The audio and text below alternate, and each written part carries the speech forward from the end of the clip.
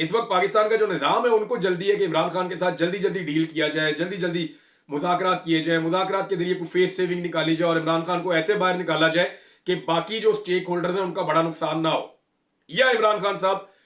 अद खुद बाहर ना आ जाए। अब सिस्टम के पास दो रास्ते हैं, या तो वो इमरान खान साहब को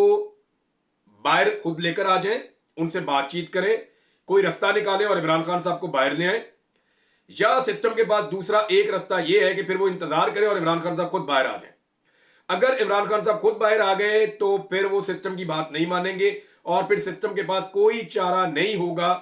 सवाए इसके कि वो इमरान खान के सामने सरेंडर करे। हाँ, अभी ये हो सकता है कि वो कोई बात इमरान खान साहब से कर सके, शायद ये आखिरी मौका है और सब लोग इसकी तरफ इशारा भी कर रहे हैं कि अभी मौका है इमरान खान साहब को बाहर निकाल दिया जाए, वरना जब इमरान खान साहब खुद बाहर आएंगे तो फिर किसी के हाथ कुछ नहीं रहेगा, सारा गेम इमरान खान साहब के हाथ में आ जाएगा।